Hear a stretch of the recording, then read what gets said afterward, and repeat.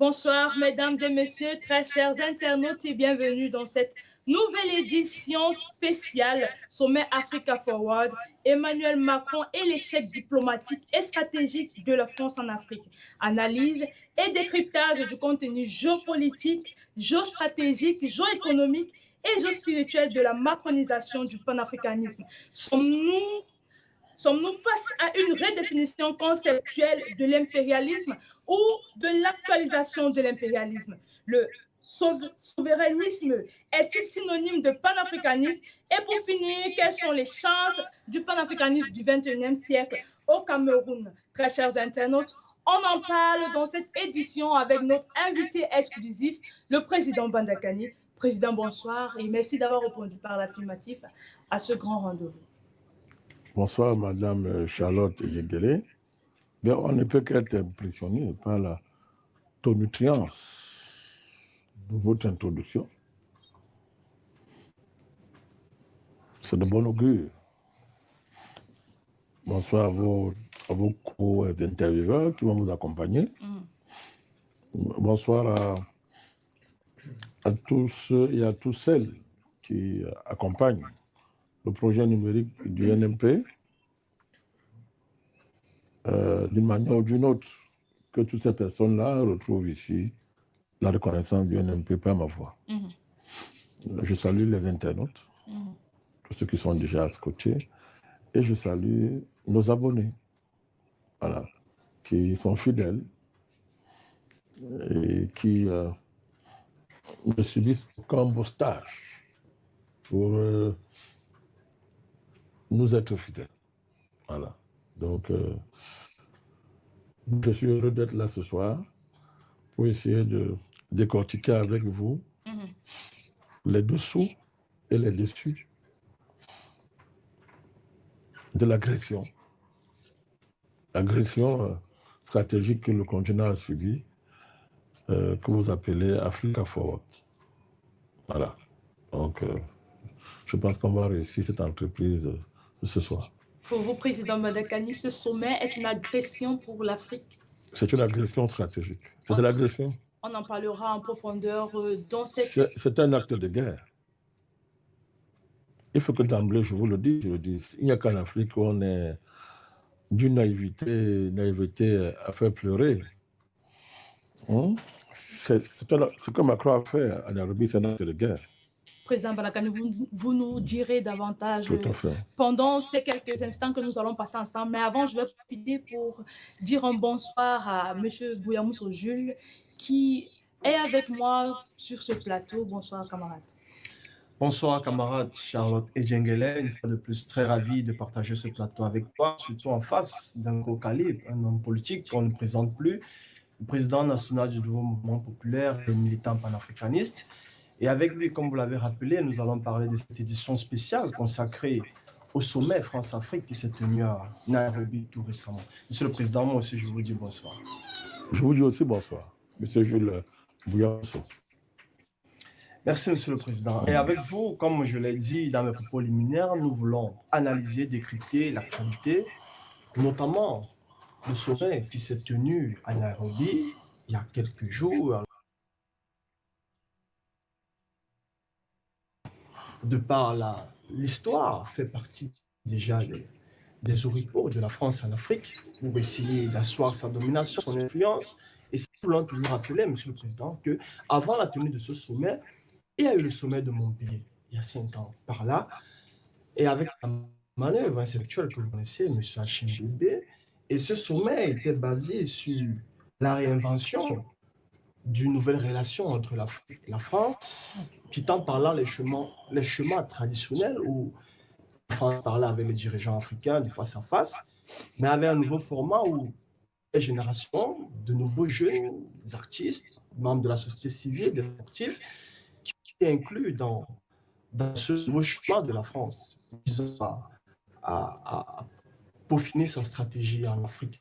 Maintenant, nous avons le tout récent, tout sommet de Nairobi, où le format est redevenu classique, où nous avons vu une panoplie de dirigeants du gouvernement, mais avec d'autres jeunes montants en Afrique, notamment les artistes, les sportifs, certains éminents membres de la société civile. Et avec vous, nous voulons comprendre, Monsieur le Président, comment avez-vous accueilli de prime abord la tenue de ce sommet? C'est un acte d'agression, déguisé sous les oripeaux de la diplomatie. Dans la diplomatie, les oripeaux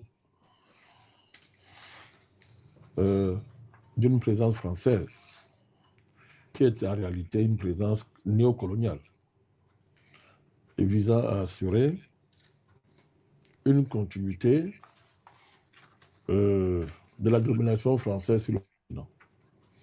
Donc, c'est un acte de guerre. La colonisation en elle-même est un acte de guerre. La continuité coloniale, c'est un acte de guerre. Et cela prend un retentissement particulier dans le contexte actuel où M. Macron vient en Afrique se pavaner alors qu'il a organisé l'agression du Mali et qui a débouché sur l'assassinat terroriste de ministre de la Défense numéro 2 du régime malien, M. Sadio Camara. Macron est responsable de son assassinat. Monsieur le Président, c'est une déclaration extrêmement grave. Ben pour vous, vous accusez directement le chef d'État français d'être à l'origine de la mort du général Sadio. C'est grave pour vous. Pour nous, c'est une évidence. Président Malakane, quels sont les éléments qui vous amènent à faire une telle déclaration? Ben, prenez les éléments de journalistes français. Puisque quand nous on parle, vous n'écoutez pas. Vous dites quand c'est les Français qui parlent, sont blancs, vous les écoutez. Les journalistes français vous le disent. Ces derniers temps, c'est un journaliste français qui aujourd'hui vole à notre secours, puisque les Africains n'écoutent que ce que les Blancs disent. Donc, les journalistes français blancs volent aujourd'hui à notre secours pour déconstruire, pour décortiquer et exposer le jeu de la France. C'est la France qui est responsable direct de l'assassinat terroriste du ministre Sadio Camara. Président Malakani, vous avez tout à l'heure énuméré le fait que ce sont des journalistes français qui ont fait fuiter ou alors qui ont expliqué de tels éléments. Est-ce que ce n'est pas parce qu'il y a un fort vent qui conteste le président français actuellement qui a motivé cette position-là, président? Est-ce qu'il y a des éléments? Bon, les journalistes là sont les opposants de M. Macron. On peut les mettre sur ceux qui ne sont pas d'accord avec sa façon de diriger ou alors ceux qui ont un sentiment anti-Macron, président. Oui, mais c'est la démocratie en France. Ils disent qu'ils sont une démocratie, non? Est-ce que ça fait de leurs propos de propos véritables, président? Oui, mais est-ce que le fait que dans une démocratie, quelqu'un dise des choses, ça suffit que comme on est en démocratie, c'est parce qu'il est contre le cas d'espèce M. Macron? Non, ces journalistes donnent des faits. Et ils savent de quoi ils parlent. M. Malbruno sait de quoi il parle. Tous ces journalistes savent de quoi est-ce qu'ils parlent. Donc, ce n'est pas une affaire d'opposant à Macron ou pas. D'ailleurs, on y reviendra. Donc, je dis que c'est un acte de guerre parce que c'est le patron de ce sommet-là, il est le patron. Il était avec ses valets africains, des valets, président valets, il était assis là. Monsieur le Président, on ne peut pas vous perpète de dire que certains présidents sont valets, monsieur. Si vous avez notre mot plus fort, des éminences, si vous avez notre mot, si vous avez un mot plus fort, si vous avez un mot plus fort, vous me l'empruntez, parce que le mot valet, je n'ai pas mieux. S'il y a un mot plus fort, vous me le donnez, je vais vous l'emprunter volontiers. Ils sont même moins que des valets, tous ces présidents qui étaient assis là, pour écouter quelqu'un qui vient d'organiser l'assassinat du ministre malien de la Défense, numéro 2 de la transition. Il n'y a qu'en Afrique où on peut voir ça. C'est une honte. C'est une honte. Quand M. Bush avait envahi l'Irak, sous les mensonges que nous connaissons tous à l'époque, il y a un journaliste irakien qui avait sauvé l'honneur. Il s'est déchaussé, il a lancé sa chaussure sur M. Bush fils en signe de dignité. Il n'y a qu'en Afrique où un assassin, M. Macron, après avoir fait tuer le ministre de la Défense, vient jouer au football avec le président et se pavaner. C'est une honte pour l'Afrique. Vous devez avoir honte. Moi, je suis un Africain. Je ne peux pas accepter ça. L'Afrique doit avoir honte de ce qui se passe là. Et il faut que... Attendez. Non, ni de près ni de loin. Ne m'interrompez pas, je suis très sérieux, je vous en prie. C'est une honte pour le continent africain. C'est une honte pour ces présidents valets et tous ceux qui sont allés s'asseoir avec un criminel qui tue les Africains. Avec qui on va parler, on dit qu'on parle de l'Afrique. Voilà pourquoi je parle d'acte de guerre. Et ce sommet-là, c'était un crime rituel pour célébrer l'attaque contre le continent africain. Tous ces Africains qui étaient là-bas sont des traîtres à l'égard de l'Afrique. Je ne joue pas un même mot, on n'est pas en train de s'amuser. des vrais Africains peuvent pas supporter de voir un énergumène de ce niveau venir se pavaner sur un continent alors qu'il fait brûler le Sahel. Les Africains meurent dans le Sahel, nos États sont déstabilisés dans le Sahel, et que c'est lui qui le parraine. Il y a plein de débats là-dessus. Le président, vous êtes en train de taxer le président français d'être un énergumène. Il est qui? Est-ce que ce n'est pas le président français, c'est qui? Il n'est que le président français. Et même s'il était le président des présidents, c'est quoi? C'est pas un homme comme vous? S'il est un homme en passant? C'est qui? Vous parlez de quoi? C'est un assassin qui était là sur le continent africain. C'est un criminel qui était là. Et ces co-criminels étaient assis pour me parler des histoires d'Africa Forward, des bêtises comme ça. J'étais assis là. Dois-je vous rappeler que le Mali a une plainte à l'ONU? Vous savez ce qu'il y a dans cette plainte? Les preuves que c'est la France, vous ne pouvez pas citer les autres, qui parlent de ce qui se passe dans le Sahel. C'est la France qui a tué Kadhafi, qui l'a assassiné. Ça aussi, quand on va le dire, on est excessif. Et le feu maréchal Déby disait, nous avons demandé le service après-vente. Vous avez oublié? Il a dit, nous avons demandé que bon, ok, vous voulez renverser le président libyen. Les conséquences là qu'il va gérer.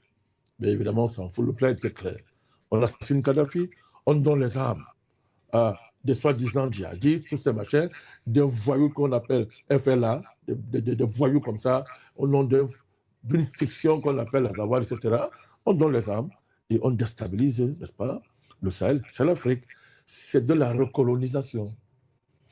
C'est de la recolonisation.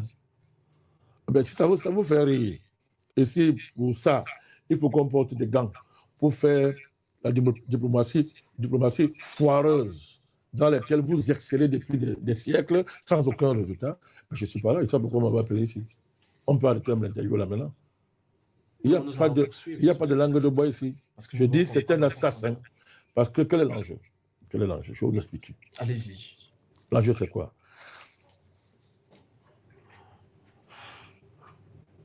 Imaginez que le Mali soit un pays européen. Vous croyez que ça aurait été possible? Vous ne voyez pas les Européens s'organiser pour dire que Poutine a envahi l'Ukraine, que Poutine c'est un assassin? Vous n'avez pas écouté dans les médias français les appels au meurtre de Poutine? Ce n'était pas sur LCI, ce n'était pas les Poujada, c'est comme ça qui les organisaient.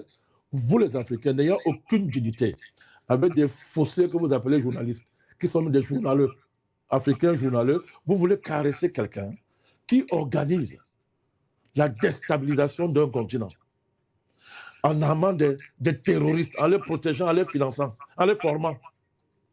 Pendant que eux, quand un de leurs, parce que Poutine, quoi qu'on dise, il est dans l'Europe en partie, il est dans l'Europe en partie, défend son pays qu'on appelle la Russie. Il va protéger des russophones qui sont quasiment exterminés en Ukraine. Il décide donc d'aller les protéger en justifiant ça par les articles de l'ONU, les textes de l'ONU, mais qu'ont dit les Européens et les Américains? Vous savez, M. Biden avait appelé Poutine en son temps boucher. Boucher. Les textes sont là, monsieur. Boucher. Alors Biden était aussi un sauvage comme Balakani, n'est-ce pas? Quand c'est Biden, il n'est pas sauvage. Quand c'est Balakani, je suis un extrémiste, je suis un sauvage. M. Biden était un sauvage, il appelait Poutine boucher. Poutine a reçu tous les noms d'oiseaux qu'on peut avoir sur cette terre. Tous les noms les plus, c'est-à-dire les plus dégradants.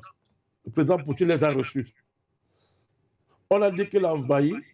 Ils se sont organisés pour armer l'Ukraine. Jusqu'à ce jour, ils le font. Alors qu'ils ont provoqué la Russie. Alors qu'ils ont organisé les conditions qui obligent le président Poutine à réagir de la sorte. Mais malgré ça, ils sont en première ligne pour dire que c'est un envahisseur et que par tous les moyens, il faut l'arrêter. Jusqu'au dernier Ukrainien, Biden avait dit. Et à partir des médias français, on a organisé le lynchage médiatique du président Poutine. Monsieur Poujada, sur son plateau, a demandé qu'on tue Poutine. Les archives existent. Et vous, les Africains, avec vos médias là, vos médias de négriers là, que vous êtes, vous venez vous asseoir, vous dites que la langue, vous voulez faire dans l'infocas sur ce plateau? Non, Monsieur le Président, nous serons juste... Mais c'est le modèle par excellence. Je vous en prie. C'est le modèle par excellence du journaliste, le galant africain, machin consort. Ne voulez pas avec ça ici. Je vous dis. Donc, vous ne pouvez pas m'empêcher de dire ce qu'il faut dire.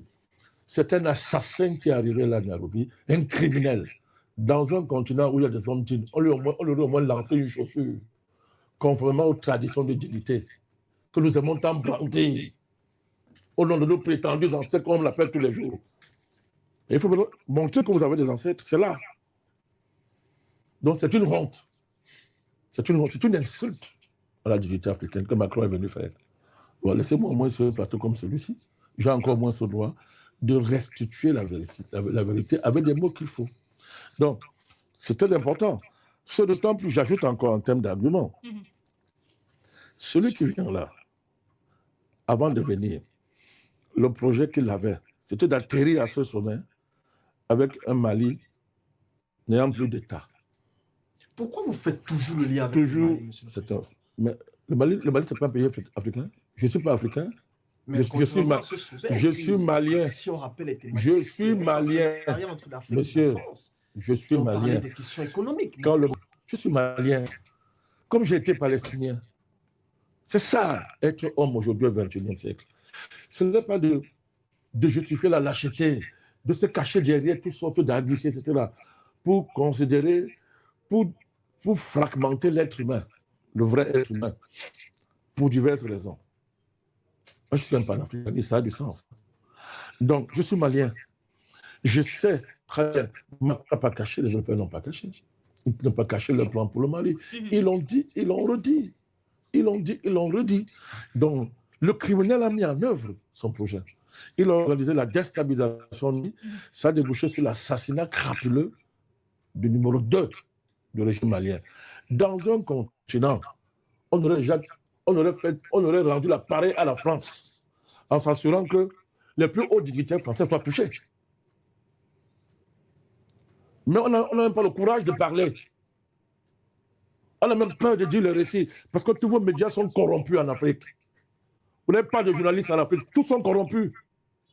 Ceux qui savent reporter sur le football et cirer les pompes disant vos vedettes là. C'est ce qui devait être fait. Ça s'appelle la riposte.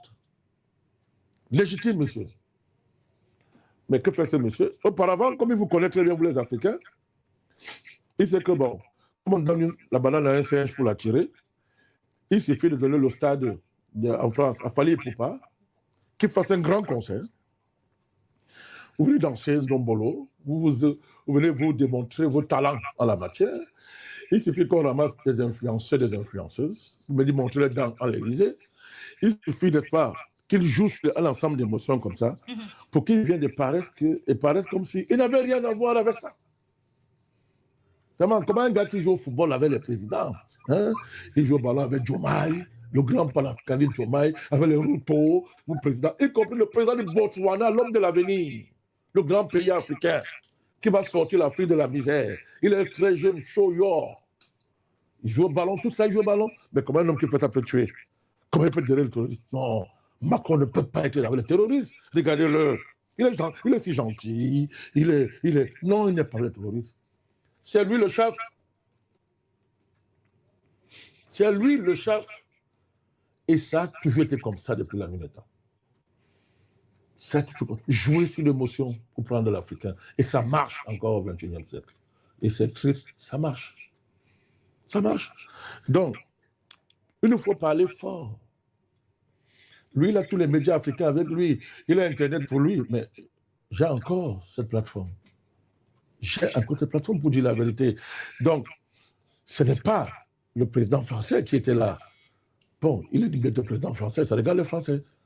Vous avez affaire au chef terroriste qui organise les terroristes et qui est directement responsable de la mort, de l'assassinat de Sadio Kamara, de la déstabilisation du Mali. Et donc, de l'Afrique, il devrait être traité comme tel. Voilà, ce qui est triste. Président Bandakani, lors de ce sommet à Nairobi, président, nous avons vu plus d'une trentaine. Ouais, vous appelez ça sommet toujours. Acte de guerre. Plus d'une trentaine de... Nous rappelons juste les faits. C'est un acte de guerre. Les faits sont évidents, président. C'est évident que ce n'est pas un acte de guerre. Bon, Donc, puisque le chef terroriste criminel, dans la pure tradition de la criminalité d'État français, est venu dire sommet, il a même anglicisé, forward Africa. Vous aussi, vous dites sommet. Vous dites sommet. C'est un acte de guerre. D'accord, Président, nous en prenons note, mais pour l'instant... Ce sommet est un véritable attentat terroriste. En plein jour. Monsieur le Président, est-ce que vous n'êtes pas assez excessif? Vous dites que c'est un attentat terroriste. Vous croyez que vous m'impressionnez avec le mot? Vous croyez que vous m'impressionnez avec le mot excessif?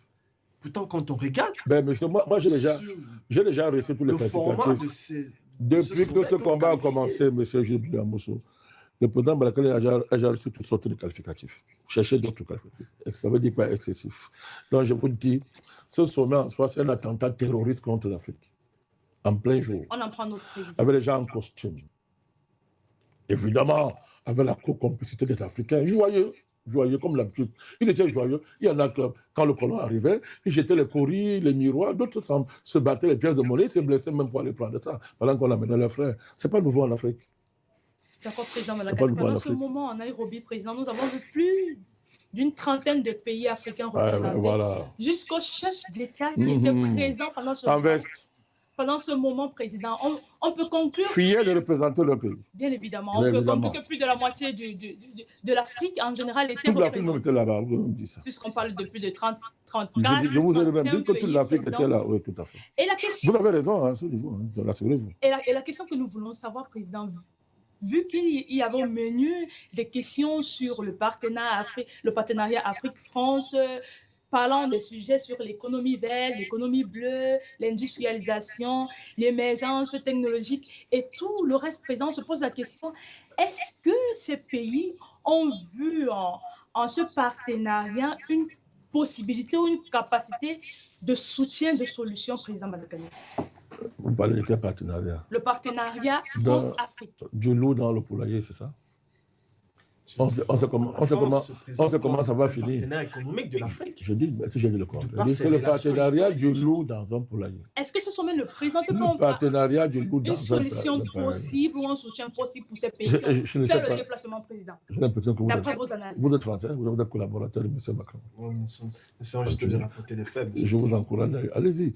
Je dis, vous parlez de quel partenariat? Mais cette caricature est un peu folle, M. le Président. Vous dites le partenariat du loup dans la Végérie. Quelqu'un vient vous rendre visite avant de venir. Il brûle la moitié du continent. Il met le feu dans le cœur du continent. Pour sauver l'autre moitié. Ah bon? Et c'est ça le partenariat. Vous avez raison. D'après les éléments qui ont meublé ce oui, tout à fait. On peut comment on l'appelle donc dire qu'il a brûlé une partie pour sauver l'autre partie. Comment on appelle ce genre de partenariat? Où on brûle une partie pour sauver l'autre partie. Ça s'appelle quoi? Ce que j'ai qualifié, le loup dans un poulailler. Le loup mange les poulets, pourquoi? Pour survivre. Hein? Le loup mange les poulets pour survivre. Il mange les poulets pour survivre. Donc on est dans la configuration est nette. Il faut manger les Africains pour survivre. Et il ne manque pas d'Africains pour vendre leurs frères. Il n'y a qu'un partenariat entre l'Afrique et la France. Il peut y avoir un partenariat entre l'Afrique et la France. Qu'est-ce qui peut donc justifier le déplacement d'un tel nombre de pays? C'est la violence coloniale et la fabrication des valets locaux. Attendez, la fabrication des interlocuteurs de circonstances. C'est une vieille tradition en Afrique. Depuis la chute de l'Égypte antique, tous les aventuriers qui ont envahi l'Afrique, tous les colonisateurs esclavagistes ont toujours fabriqué leurs interlocuteurs qui devaient servir de prétexte, de justificatif à leur œuvre. Ce n'est pas les Noirs qui manquent pour ça. Il y a beaucoup de Noirs qui aiment ce travail. Ils sont très nombreux. Ils sont même nés pour ça. Ils naissent même pour faire le travail là, ces Noirs-là. Donc ça a même manqué. C'est parce que les gens sont maintenant, c'est parce qu'ils sont en veste, ils ont des garde-corps, on rentre au solennel que ça va changer. C'est le rapport du maître à l'esclave. Et moi, je suis stupéfait et heureux en même temps de voir qu'il y en a qui auront le pouvoir de venir disserter sur les Africains eux-mêmes, les Africains complices. Oui, mais ils sont fabriqués par qui? Quelqu'un vient parler avec lui-même, avec les interlocuteurs qu'il a fabriqués lui-même. On appelle ça partenariat. Il n'y a pas de partenariat. Mais vous voulez que ça soit quel partenaire? Ou alors quel qui reste chez lui? Qui reste chez lui? Qui reste chez lui? Il n'y a pas de partenariat entre l'Afrique et la France. Ça n'existe pas. Dans ces propos, Non. Si vous désignez les choses faussément, le bas il est faussé. Ça, parce que Macron dit une chose que moi je répète ça. Il dit partenariat, moi je dis acte de guerre. Attentat terroriste. C'est simple que ça. Qu'est-ce que vous appelez partenariat? Où est le partenariat? En quoi? Un attentat terroriste, président Bandakani, qui avait au milieu la facilitation des financements, la facilitation de l'accès dont certains pays pouvaient jouir, président Bandakani. Vous savez, l'esclavagiste. Et également une forte somme d'investissement. L'esclavagiste, les maîtres esclavagistes baptisaient les esclaves. Arrêtez vos gros mots qui impressionnent les naïfs là. Les petits mots de fanfaronnade là, c'est ça. Ce vocabulaire, c'est une sophistique de la mort.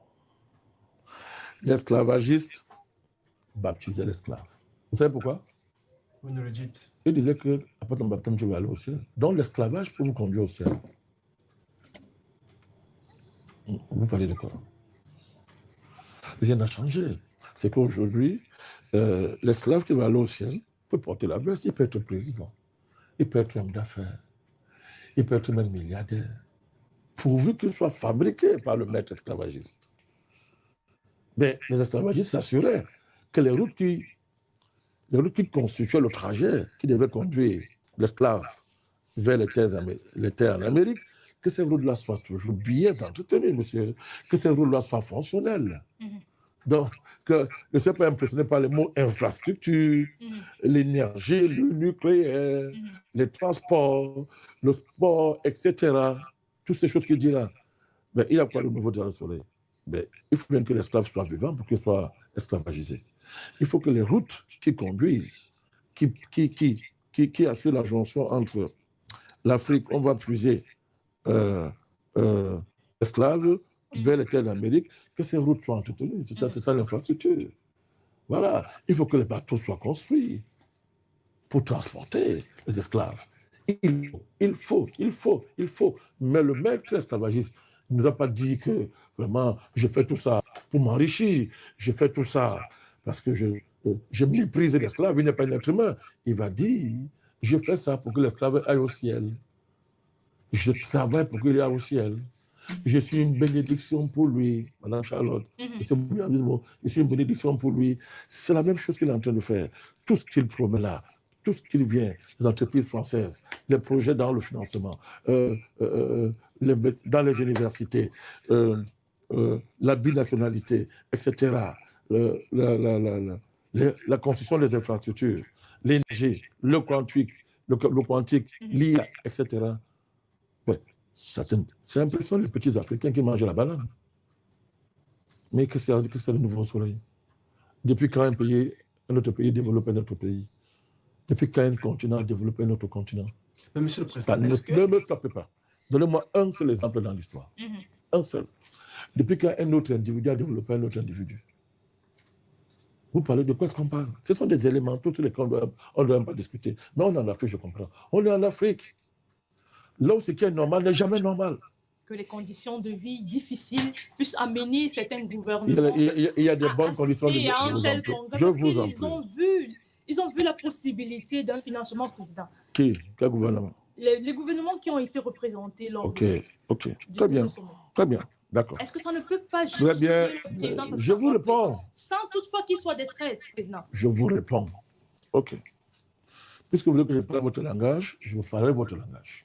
D'accord. Vous avez lu le discours de M. Macron durant ce sommet? Bien évidemment, président. Vous avez bien lu? Et il parlait de partenariat. Non, il a dit que ce soit à l'université, devant les étudiants, que ce soit devant les forces économiques, que ce soit devant les forces économiques, que ce soit clôture ou ouverture. J'ai parcouru tous ces discours. Bon, quand vous lisez ces discours, ça veut dire quoi? Macron déroule son programme de développement de l'Afrique. Macron développe son programme de gouvernement de l'Afrique. À partir de ce moment-là, les présidents servent à quoi?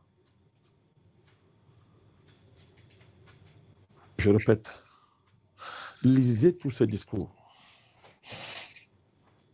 Les discours-là disent une seule chose, en réalité. C'est pas aujourd'hui que je le dis. Et je renvoie quelques tintins là qui ouvrent les yeux. Allez lire ces discours. Allez lire ces discours.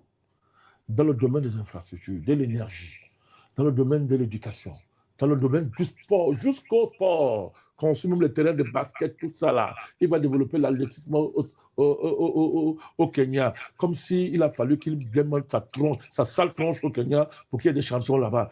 À tous les niveaux. Allez voir le projet. Allez voir le projet. Plus grave, il a passé le temps à démontrer que nous avons un même destin. Ah, vous êtes d'accord avec moi? Hein? C'est écrit noir sur blanc. Très bien, ok. Si on a le même destin, même pour la forme, nous devons élire nos présidents en même temps. Alors, il faut qu'on construise un peuple métissé, afro-européen dans son ensemble, qui va élire en même temps leur président. C'est le signe par excellence que nos destins sont liés. Mesdames, messieurs, ce n'est pas vous qui avez élu ce voyou à la tête de la France, ce sont les Français.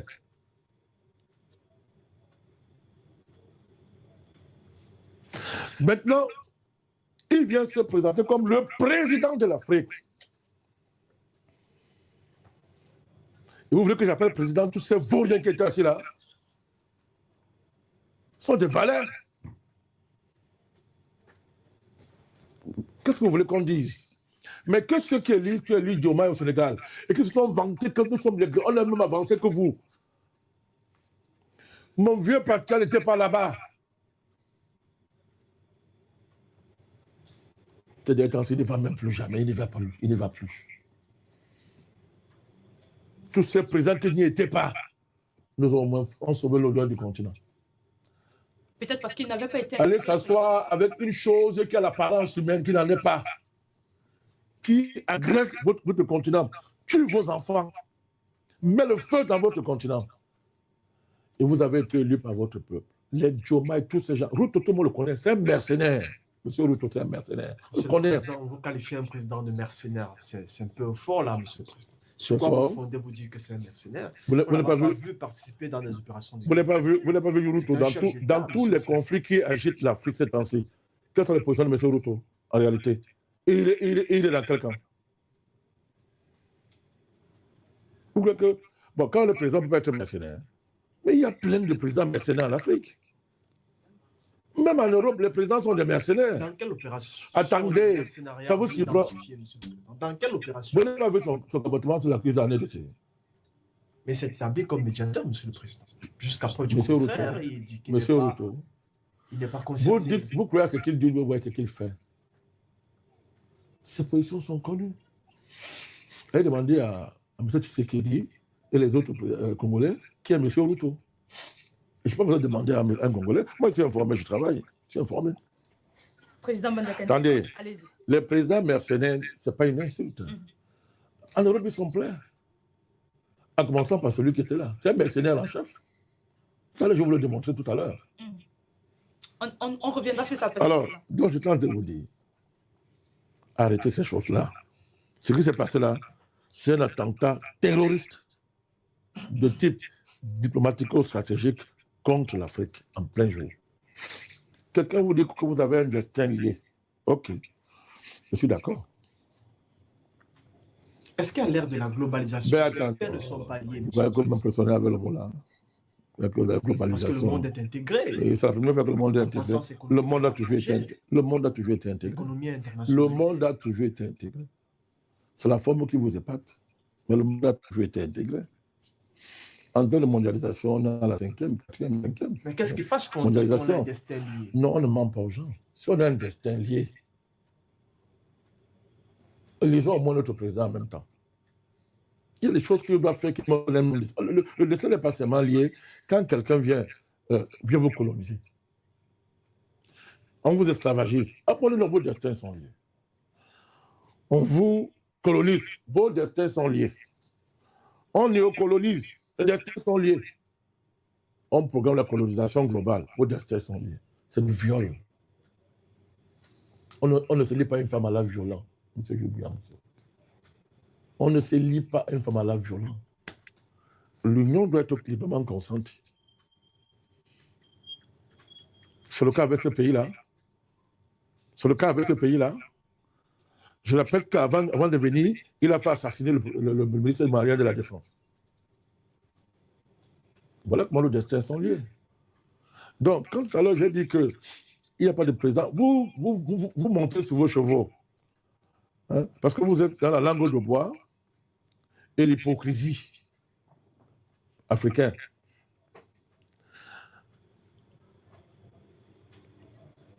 Quand vous avez lu tous les discours de M. Macron dans cette affaire-là, c'est le président de l'Afrique qui parlait.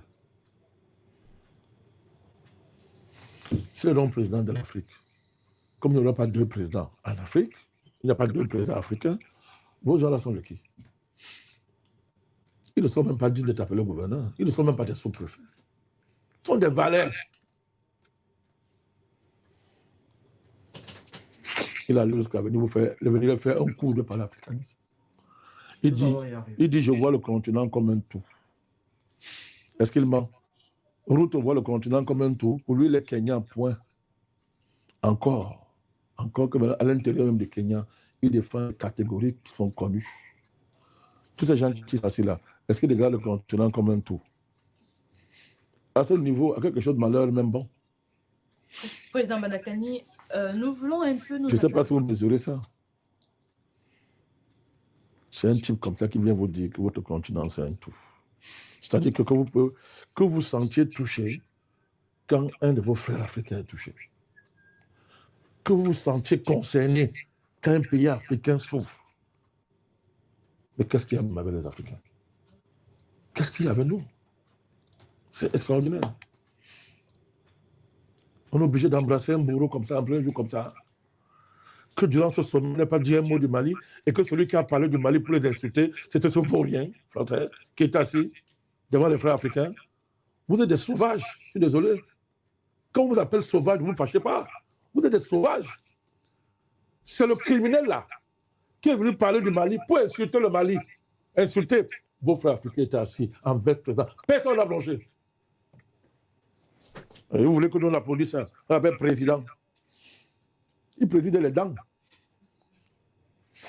Président Madakani, tout à l'heure, vous avez qualifié ce sommet d'acte terroriste et vous avez... Attentat terroriste, oui, en plein jour. Et vous avez qualifié le pays, le président qui a hébergé ce sommet de mercenaires. C'est ce qu'il est. Est-ce que c'est ce qui a justifié que ce sommet se passe au Kenya ou alors qu'est-ce qui a, selon vous, justifié l'organisation de ce sommet dans une zone francophone vous avez vu, qui n'est pas une des activités de la France? Vous avez vu les Afro-Kenyans qui se sont mobilisés pour dire non à ce sommet? Bien évidemment, et on y arrivera après. Ah, ok, très bien.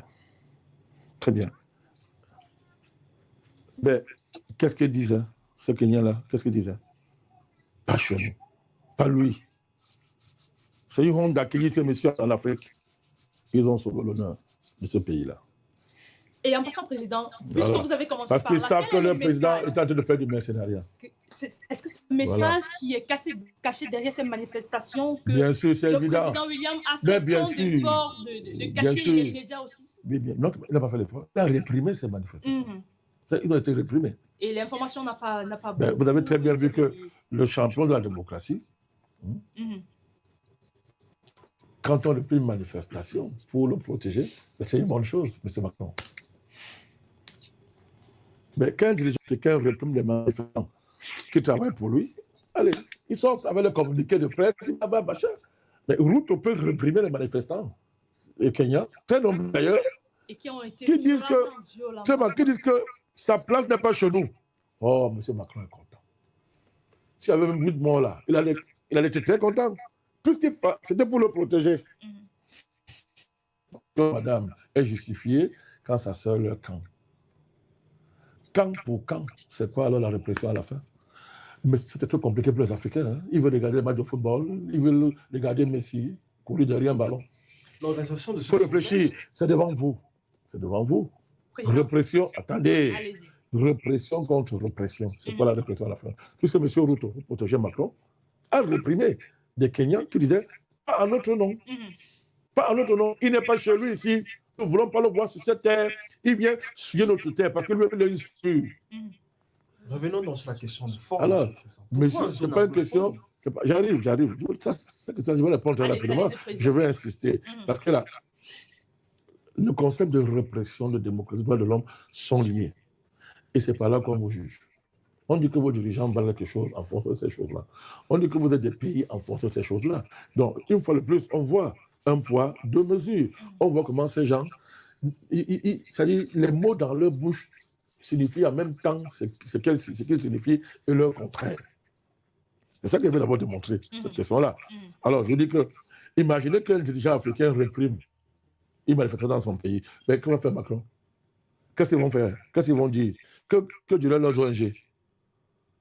Mais les ONG sont silencieuses. Elles ne sont pas silencieuses. Et vous les appelez société civile. Mon œil. Maintenant, sur la question, président. Sur la question de l'organisation de ce sommet, parce que dans une certaine manière, la tradition française a toujours été d'organiser dans un pays africain, francophone, ou alors de l'organiser en France. Pourquoi le choix particulier de Nairobi, capitale d'un pays qualifié d'anglophone? Parce qu'à l'Afrique dite francophone, il y a le panafricanisme qui est en train de lui mettre le feu derrière. C'est d'abord ça la raison fondamentale. Et en rusé, vous savez que la ruse est la marque du diable. En rusé, qu'est-ce qu'il fait? Il veut jouer l'anglophonie africaine contre les pays africains francophones qui tiennent tête à la France. Il croit que ça va marcher. Il est perdu. Donc il y a ça. Parce que ce n'est pas les 104 entreprises françaises installées au Kenya qui justifient ça. Sinon, il y a toujours eu des entreprises françaises dans les zones anglophones du continent. Ce n'est pas nouveau. Ce n'est pas les 35 000 emplois directs, 34 000 ou 36 000 emplois directs qu'ils vantent là, du fait de la présence française au Kenya, des entreprises françaises au Kenya, qui justifient simplement ça. Puisqu'il n'y aurait pas eu cette gesticulation si il était en terrain qui comme avant à l'Afrique francophone. C'est simple que ça. Donc, on a toujours voulu opposer. Attendez, le colon français a toujours joué dans ce registre. Chaque fois qu'il est contesté dans un pays, entre guillemets, où on parle francophone, il va aller chercher un exutoire anglophone pour essayer de contrebalancer. Vous savez, c'est une vieille logique. On dit que le remède de la femme, c'est la femme, pour parler comme certains. Donc, une femme, on dit chercher une autre femme. Et pour parler comme certains. Alors, c'est normal, c'est ce qu'il joue dans ce registre-là. Peut-être la France deviendra attrayante à l'Afrique. Vous êtes en train de perdre quelque chose. Mais certains milieux, on ne perd rien quand on perd la France. On ne perd rien. Certains milieux liés à l'organisation du sommet disent que le choix a été porté sur ce pays pour la France dans le but d'éviter des guéguerres ou alors des divisions dans l'espace francophone et accuse d'avoir eu des relents paternalistes dans l'organisation du sommet. Ça sert à quoi donc de faire tout ça pour aller là-bas et transformer ça en un sommet où on n'a pas le temps à parler de l'Afrique francophone? Ça sert à quoi? Ça, c'est le théâtre. Et comme c'est... Quand quelqu'un est mauvais, il ne fait que les choses mauvaises. Il peut masquer comme il veut. Ça va toujours transparaître. Macron, c'est le mal en mouvement. C'est le mal en mouvement. Il a beau masquer comme il veut. Il a beau s'habiller, se donner les allures de quelqu'un de normal. Sa laideur apparaît toujours. Ça ne traîne pas. Je vous rappelle que c'est Vulcain. N'oubliez pas, il était Jupiter, il est devenu Vulcain. Mais allez-vous-même voir ce que c'est fait Vulcain dans la mythologie. Allez voir Vulcain. Vulcain veut pas se déplacer sans qu'il ait tué, sans qu'il ait versé du sang, sans qu'il ait laissé le chaos. Le chaos est la condition de quelqu'un qui bouge. Pour qu'il vienne faire son histoire là, il fallait que le Mali soit en feu, il fallait que le Sahel brûle. Pour qu'il vienne se vanter, dire ce qu'il a dit, qu'on paye cher de nous avoir fait partir, etc. Malgré ça, il n'y a eu aucun discours de la part des gens africains pour remettre, ne serait-ce que les points sur les dits. Président Banakani, nous allons continuer au thème de ce sommet, président. Il a été rendu public la déclaration de Nairobi pour la paix et la sécurité en Afrique, un document qui avait en 5 quelques points que nous avons choisi avec soin pour les soumettre à votre analyse. L'un des points mentionnés, il rejette les ingérences extérieures qui sapent les efforts visant à réaliser les aspirations de l'agenda 2063 de l'UA et la privatisation de la sécurité, conformément au statut pertinent de l'OUA sur l'élimination du mercenariat en Afrique. Le point qui suit, il dit il réaffirme la primauté des solutions politiques négociées fondées sur le respect du droit international, de la souveraineté et de l'intégrité territoriale des États pour le règlement des crises. Il réaffirme leur engagement à respecter le droit international humanitaire dans les conflits armés qui affectent la région et appelle tous les États à se joindre à l'initiative mondiale visant à revitaliser l'engagement politique en faveur du droit international humanitaire. Et le dernier point de cette déclaration que nous avons pris, il expriment leur profonde préoccupation face à la menace persistante du terrorisme et de l'extrémisme violent sur le continent et leur solidarité avec les personnes qui en sont victimes. Ils soulignent l'importance d'une approche globale combinant mesures sécuritaires et réponses politiques, sociales et économiques pour traiter durablement ces phénomènes. Et nous rappelons que cette déclaration a été parrainée par la France, qui est une puissance nucléaire que certains analystes ont qualifié de garantie stratégique. Président Mandakani, quelle est l'analyse que vous pouvez faire sur ces quelques points contenus dans cette déclaration? Bon. On sait très bien, depuis que la guerre au Moyen-Orient a déclenché, s'est déclenchée, cette guerre a marqué de manière claire l'insignifiance diplomatique de l'Europe et de la France. Face à ça, l'insignifiant veut devenir signifiant. Selon vous, ce sont des efforts que la France fait. Vous avez très bien compris. L'insignifiant veut devenir signifiant. Et il ne peut être signifiant où? En Chine? Le président, la France... Ne me tapez pas. Ne me tapez pas. Il peut aller manifester sa signifiance où? En Chine? En Europe? Où? Ça peut être chez les nègres. Les nègres. Le président, comment vous dites? Laissez-moi parler. C'est un pays insignifiant. Parce que si on regarde les oripeaux qui font la puissance française, la France, malgré tout, est une voix qui compte dans le monde, dans le Conseil de sécurité. Elle dispose d'un droit de veto, elle dispose de l'arme nucléaire, elle organise des sommets avec tout un continent. Comment vous pouvez dire qu'elle est insignifiante? Vous écoutez les discours des leaders politiques français? Allez écouter Mélenchon. Allez écouter David Villepin. Écoutez même Éric Zemmour. Cette personne étrange. Écoutez Marine Le Pen. Bon, maintenant, quand vous allez les écouter, j'espère que vous allez comprendre de quoi est-ce que je suis en train de vous parler. Vous ne pouvez pas être plus réaliste que le roi. C'est les Français eux-mêmes qui disent que le pays est venu. Malgré son prétendu statut de possesseur de l'arme nucléaire. Ça me fait rire. On a envie de rire. Si vous avoir l'arme nucléaire et être comme ça, vous ne menez pas en avoir. Vous ne menez pas en avoir. Donc, les dirigeants français eux-mêmes, quand ils décrivent leur pays, c'est un pays qui est une puissance qui ne pèse plus dans les relations internationales. Et là, je suis même poli. Hein. C'est une puissance qui ne pèse plus dans les relations internationales. C'est un fait. La droite française le dit. Et dans son délire et sa pathologie,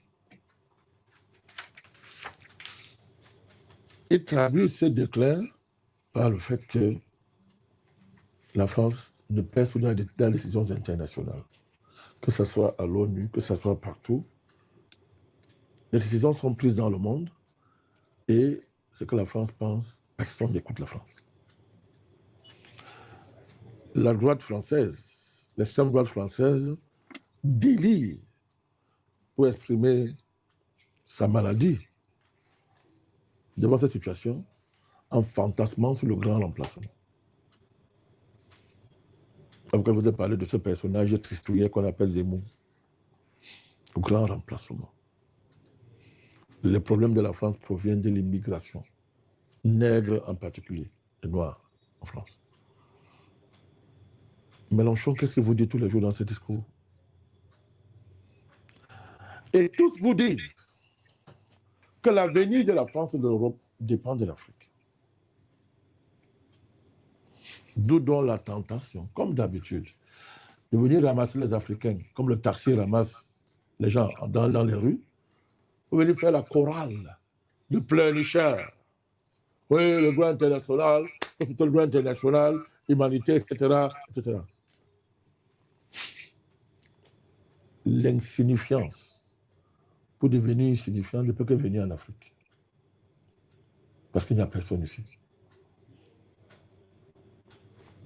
C'est tout. Parce que l'Afrique n'a pas de président qui le représente dignement. Il n'y en a pas. Il n'y en a pas. Il vient retrouver un peu quelque chose, se donner l'illusion que on peut encore parler, on existe, on peut avoir un poids. Il y aura toujours des présidents africains pour venir remplir les rangs, grossir les rangs. Les nègres de service, les coursiers de rue, il va venir jouer ce rôle-là. Alors, vous me parlez de quelle puissance? Dites-moi une action de la France dans le monde depuis au moins 10, 15 ans qui soit digne d'une puissance. Même dans le sens même de leur soi-disant gaullisme là. Quoi? La France, c'est encore un pays. C'est un pays, la France. C'est un label. Et ça permet de revenir sur qui parle à l'Afrique. Ça permet de vous rappeler qui parle. Allez-y.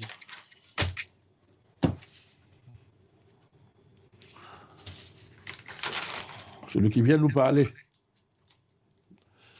Quelqu'un qui a massacré les Gilets jaunes. Massacré. Éborgné les citoyens français. Tué les citoyens français. Parce qu'il disait que dès son arrivée au pouvoir, la pauvreté a explosé. C'est une malédiction depuis qu'il a pris la tête de la France. C'est quelqu'un qui tue des Français qui enquêtent sur sa prétendue vie privée. C'est-à-dire qu'il faut même coupler étrange avec sa prétendue femme. Tous les journalistes français et les Français qui ont essayé de regarder ces derniers temps, on les a tués. Il n'y a pas d'enquête. Quelqu'un qui menace les journalistes. La séquence qui s'est passée avec Mal Bruno. Vous pouvez voir ça où? Même en Afrique, vous voyez ça. Votre continent, comme c'est le continent le plus laid du monde, où les pires atrocités du monde s'y passent. Vous avez déjà vu un président africain parler comme ça à un journaliste? Il manquait de peu, il arrêtait, Babylone le mangeait cru. Mais la scène est mondiale, hein? Elle est virale. On parle de quelqu'un qui a organisé la mort des Français via le Covid, qui a envoyé des savants dans les asiles psychiatriques. Je pense au professeur Foutian. Je ne peux pas citer les autres. Quelqu'un qui a décidé de placer la science sous le pouvoir politique, imposant aux scientifiques français ce qu'ils devraient dire sur une soi-disant pandémie. Quelqu'un qui a viré des infirmières parce qu'elles ont refusé de se faire vacciner. Viré. Pendant que les Français meurent parce qu'il n'y a pas de soins, parce qu'il n'y a pas d'infirmiers dans les hôpitaux. Nous parlons de quelqu'un qui parraine le terrorisme en Afrique, qui fait la promotion forcenée des LGBT en Afrique, qui a appauvri son pays, vendu les bijoux de famille françaises aux étrangers. C'est celui-là qui donne des leçons à vos dirigeants. Celui qui se présente chez vous comme un homme qui peut incarner quelque chose, qu'on peut m'écouter. Vous qui insultez tant vos présidents, les maudissez. Voilà celui qui vient vous parler. Qu'a-t-il fait de son pays? Macron a-t-il un bilan en France qui lui permet de venir parler dans un pays? Est-ce que Macron a un bilan en France qui lui permet de venir parler dans un pays? Le seul bilan qu'il a, c'est d'avoir dépouillé la France, d'avoir vendu la France à l'étranger. Comme vous dites que la France n'est plus un pays, c'est un label. Et son président, c'est un grand influenceur. C'est un grand influenceur. Certains analystes ont qualifié ces attitudes au Kenya d'agitation, président, et d'autres l'ont même traité de Tintin au Kenya. Quand j'ai commencé à l'appeler Tintin, on m'avait insulté, non? On a dit que je suis un extrémiste. Bon, maintenant que les journalistes français ont repris ça. Référence à RMC, qui est un média très connu en France. Pourquoi que j'ai appelé Tintin en l'air? Ce n'est pas une fantaisie. Quand moi je l'appelle Tintin de l'Élysée. Mais mes choses sont... J'étais toujours seul au début dans mes choses. J'étais toujours seul. Après, c'est à cause d'aujourd'hui. Quand j'ai commencé, quand on a dit de moi, je suis un extrémiste. Parce qu'un président est venu tuer les Africains, déporter vos présidents, massacrer. Mais les Africains trouvent toujours le moyen de dire non, non, non. C'est quand même un chef d'État. Mais les mêmes Africains, quand ils parlent de leur président, quand ça ne leur plaît pas, ils les traitent de tous les noms d'oiseaux. Mais quand c'est un président français, surtout le syndrome français qui frappe tout Africain se manifeste. La victime qui tremble devant son bourreau. Du tremblement à l'adoration, le pas est toujours vite franchi. La question est d'où vient le courage de cette victime-là quand il s'agit de son frère africain? Quand il faut le massacrer, quand il faut se révolter, l'insulter. Mais les présidents africains méritent même qu'on les insulte. Il y en a qui méritent ça amplement. Oui. Mais alors, mais quand vous avez en face de vous quelqu'un qui fait pire que les présidents africains, d'où est parti votre sens critique à ce moment-là? Pourquoi vous ne le critiquez plus? Heureusement qu'il y a des Africains qui sauvent l'honneur, comme nos frères du Kenya, qui ont manifesté pour dire qu'on ne veut pas d'un virus en Afrique. On ne veut pas d'un virus en Afrique. Je ne sais pas si qu'après son départ, que le virus qu'ils ont fabriqué là, qu'ils sont déjà en train de vouloir nous imposer, se développe au Kenya. Je ne sais pas surpris. Parce que le vrai virus était là. Et vous l'avez célébré. Donc, voilà celui qui parle en Afrique. Vous voulez quel progrès? Vous voulez quel changement? Quel est l'avenir que vous, Africains, vous voulez? Quand un tel monsieur peut se sentir en territoire conquis dans votre continent? C'est un vrai débat. Hein? C'est un vrai débat. Bon, ce sont des sujets compliqués pour la Chine, Bembe et consorts, puisqu'ils sont les employés du vaurien. Monsieur le Président, ce sommet que vous avez qualifié d'acte terroriste, d'acte de guerre... Attentat terroriste. Acte de guerre, voilà. Se tient dans un contexte inédit en Afrique où de plus en plus des vents d'émancipation à travers le renouveau panafricaniste qui bat son plein dans le continent. Mais nous voulons rappeler que la France n'est pas le seul pays à organiser des sommets avec le continent africain. Nous avons, pour rappel, la Chine, la Russie, le Japon. Mais sur quelle balance mettez-vous le partenariat ou alors les sommets organisés entre la Chine et l'Afrique, la Russie et l'Afrique, et ce que la France organise avec l'Afrique? Est-ce qu'un sommet qu'un ancien colonisateur devenu néocolonisateur organise la même chose qu'un pays normal organise avec vous? C'est la même chose. Vous voulez parler de quoi? Il n'y a pas le sommet franco-chinois. Il n'y a pas le sommet franco-chinois. Il n'y a pas. Demain, ce problème-là, il n'était pas en Chine. Il n'était pas en Chine. Certains Africains qualifient aussi les sommets entre la relation même entre l'Afrique et la Chine de maître à esclave. On va y arriver. Ainsi que le cas de la Russie. Si un ignorant qualifie quelque chose, on ne prend pas ça en compte. Vous voyez, peut-être qu'il ne connaît pas de quoi il parle. Vous voulez comparer les sommets franco-africains avec les sommets qui se tiennent entre la Chine et les pays africains, la Russie et les pays africains, vous allez tourner comme vous voulez. Sauf être macronisé, la comparaison n'est pas possible à tout point de vue. Pourquoi, Président? Parce qu'on est en face de quelqu'un. Le sommet France-Afrique, c'est la continuité coloniale. C'est la continuité coloniale.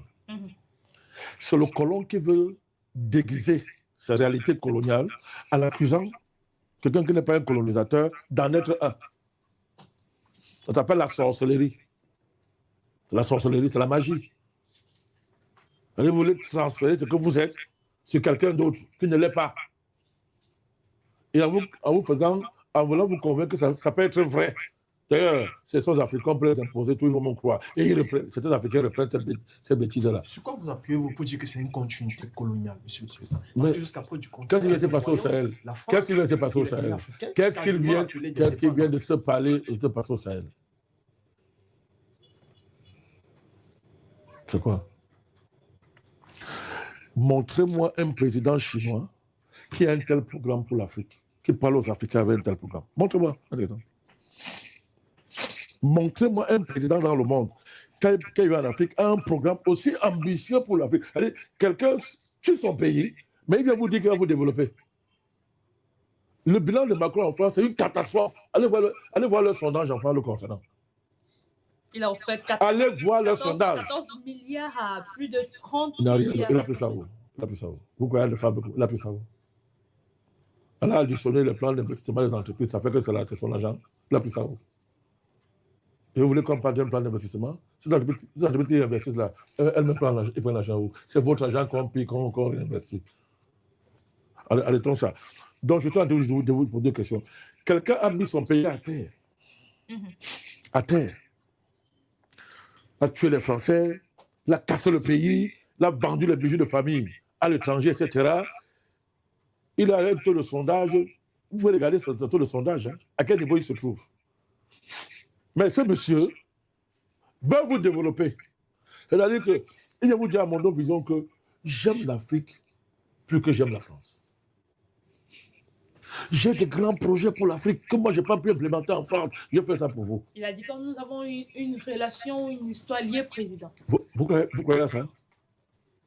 Donc, dans la relation liée là, comme vous dites là, il préfère l'Afrique à la France, c'est ça? D'abord, en France, les Français savent qu'il a trahi la France. Parce qu'il est français de nom, il n'est pas un Français. Son monde, c'est la finance. Or, la finance n'a pas de patrie. Je devrais vous rappeler ça. Son monde, c'est la finance. La mission de la finance, c'est de dépouiller les nations et après les exterminer. Et quand on va exterminer les nations, on va exterminer les êtres humains inutiles là. Ils vous l'ont dit. Ils ne cachent pas, ils vous l'ont dit. C'est pour ça qu'ils créent les Covid, machin tous les jours. Et ce monsieur, il est qui? Et s'il se cache, c'est son camp, non? Voilà son monde. Voilà son monde. Il faut comme savoir qui parle. Voilà son monde. Donc, montrez-moi un dirigeant chinois, un dirigeant russe, quand il vient en Afrique, c'est comme ça qu'il parle. La présence russe au Mali, c'est une demande des Maliens. Massacrés par la France, qui ont crié au secours, devant l'incapacité des Africains à voler au secours de leurs frères, la Russie est venue. Oui, madame, c'est ça la vérité historique. C'est le cas de la France. La France tue le Mali, déstabilise le Sahel. Vous criez au secours, les Russes viennent. Et le criminel ose vous dire que votre rôle, c'est de vous dresser contre les Russes. Contre les Russes. Vous appelez ça discours. Vous appelez ça partenariat. C'est pareil pour la Chine. Alors, que des relations soient inégales, c'est une chose. Attention, que des relations soient inégales et même inéquitables, c'est une chose. Il y a beaucoup à redire dans notre coopération avec la Chine. Il y a même à redire dans le rapport avec la Russie. Mais de là à faire des Russes des nouveaux colons, les Chinois nouveaux colons, il n'y a qu'un Tintin comme ça pour dire des bêtises comme ça en Afrique. Et il n'y a que les Africains pour écouter ça. Et après jouer au ballon avec lui. Au nom de la modernité politique, au nom de la haute diplomatie. C'est une honte pour l'Afrique. C'est une honte. Alors, sauf si maintenant, on a changé le sens du mot colonialisme. On a changé le sens du mot néocolonialisme. Alors, on m'a amené un document où on a changé le sens des mots là. Avec vos dictionnaires, sont des dictionnaires français. Vos dictionnaires sont écrits par eux. C'est n'importe quoi. C'est comme si en France, on disait que l'occupation de la France par l'Allemagne est égale à la coopération que la France a aujourd'hui, par exemple, à la relation que la France a avec les États-Unis. Un dirigeant français peut vous dire ça. Mais que de mal l'Amérique ne fait pas à la France à l'heure actuelle.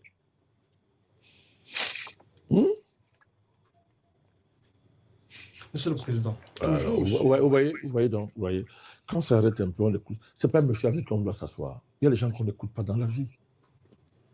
Dis-moi avec qui tu marches, je te dirais que tu es. Monsieur le Président, malgré tout, nous voulons parler des faits, rien que des faits. Quel fait? Vous avez fait quel fait qui peut...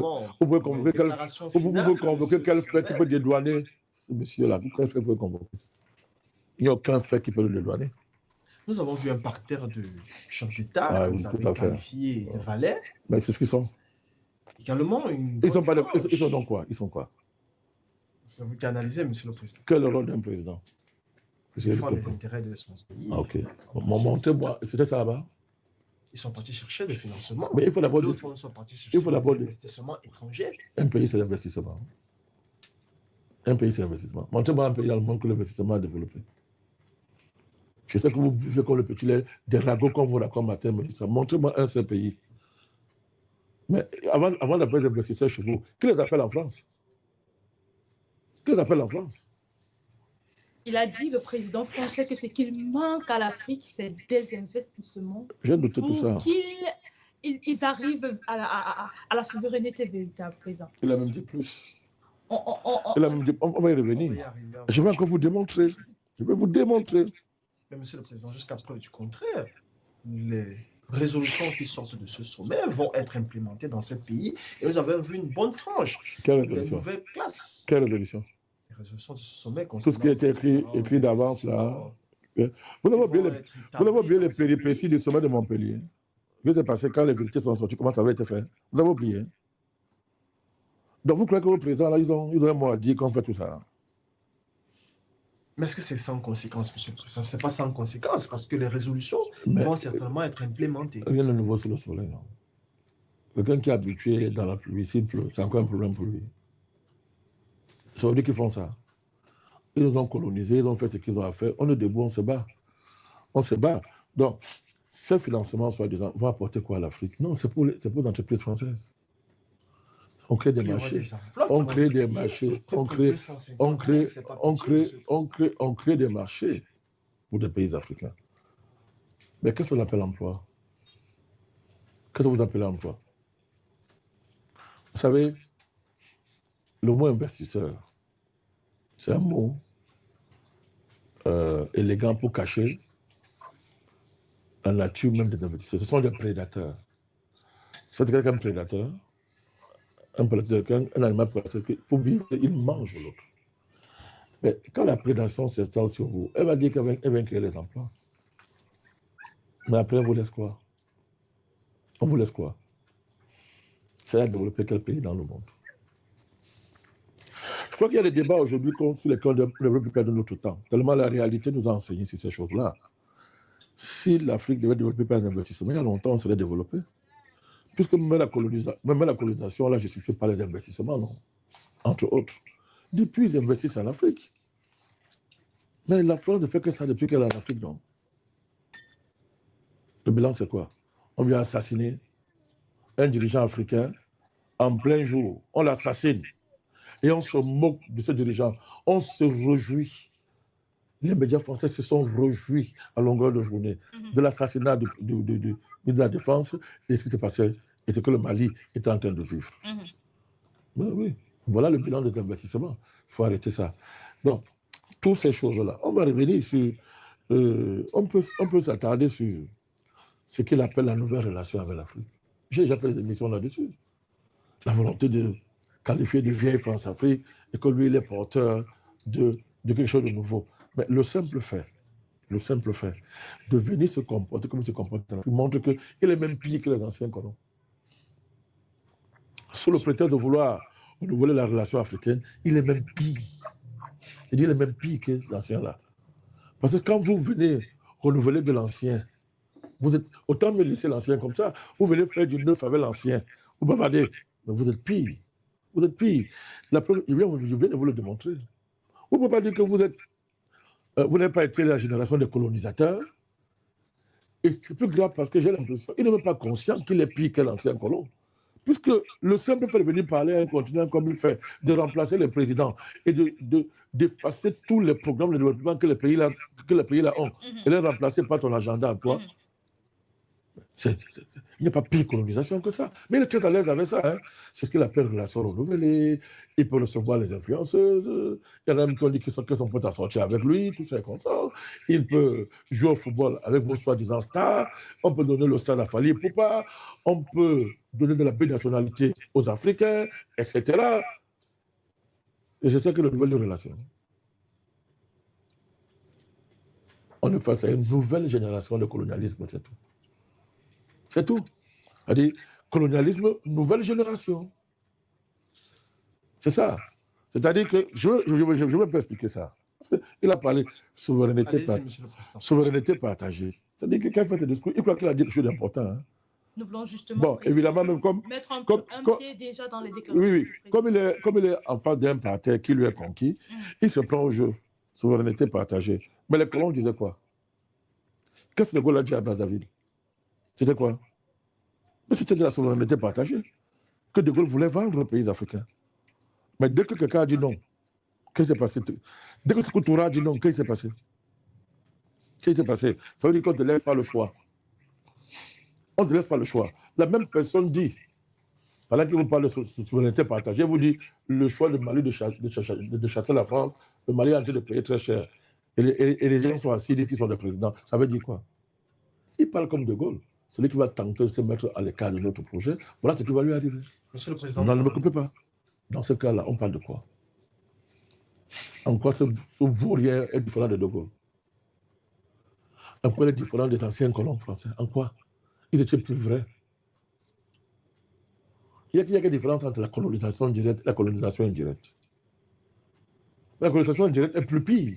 Parce que sous le prétexte d'être indirect, mais elle vous entraîne dans une impasse dont vous ne pouvez pas sortir. Il est facile de lutter contre le colon, qu'elle est là directement.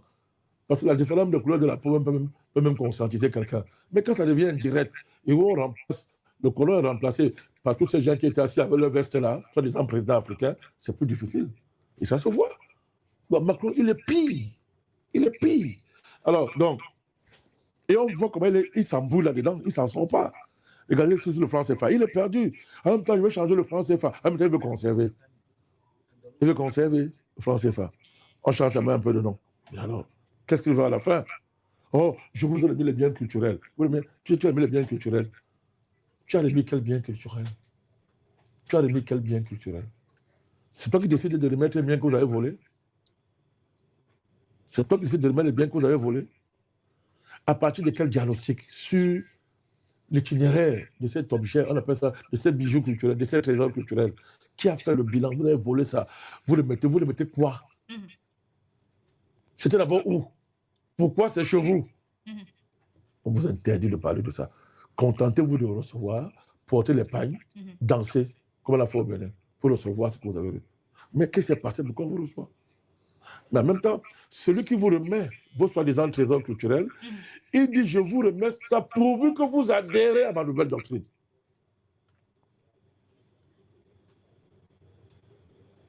Il est plus pire. C'est plus pire.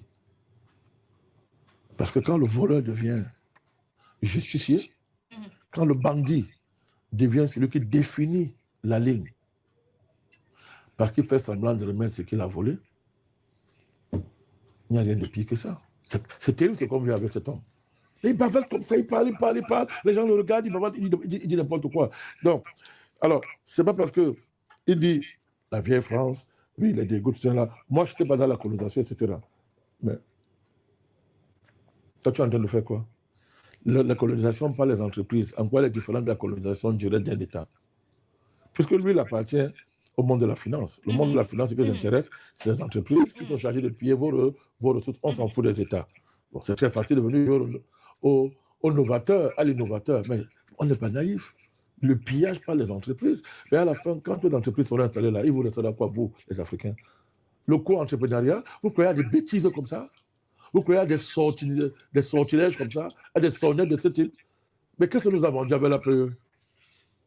Qu'est-ce que l'Union européenne a vendu aux pays africains? Et c'est Malos qui a dit qu'on va aider vos entreprises à grandir. Quel est le plan des APE? Alors, lui, il est confiant parce qu'il vient de se vanter, dit Écoutez, les anciens colons sont venus avec les chars, les fusils, vous en maltraitez. Moi, je viens avec l'IA, je viens avec la technologie, je viens avec le numérique, moi, je viens avec le nucléaire, je viens avec ceci. C'est toujours la colonisation. Puisque nous, on n'a rien à faire. Il faut qu'on s'asseye, ils viennent faire ça à notre place. Quitte à venir faire les entreprises de place, là, vous, je répète, il vous restera quoi? Il vous restera quoi? La France exerce sur l'Afrique un niveau de violence rarement vu dans l'histoire. Rarement vu dans l'histoire. On occupe nos territoires, on occupe nos maisons, maintenant on occupe nos cerveaux. On peut rien entreprendre de bon sur notre continent. On ne peut pas décider de faire le continent ce qu'on veut. Quelqu'un vient nous dire qu'il va faire ça à notre place, mais même temps, il dit que non, je veux faire avec vous. Je veux faire avec vous. Oui, mais pour dire simplement qu'on a affaire à un nouveau colonialisme. Macron est le représentant d'un nouveau colonialisme français, mais qui n'est même pas français. Il se sert du label France à cause du fait que la France a pied à terre sur le continent depuis des siècles. Mais la France est un instrument dans les mains de ses maîtres, des banquiers, des Rothschild et consorts du monde de la finance, qui se sert, n'est-ce pas, des entrées que la France a en Afrique pour perpétuer ses crimes économiques et ses crimes financiers. C'est de cela qu'il s'agit. C'est de la recolonisation financière. C'est de cela qu'il s'agit. Donc, dans ce cas, qu'ils cessent d'accuser les Russes et les Chinois. Voilà qui est bien dit. Monsieur le Président, nous allons donc entrer dans le fond du discours que M. Emmanuel Macron a prononcé lors de la journée.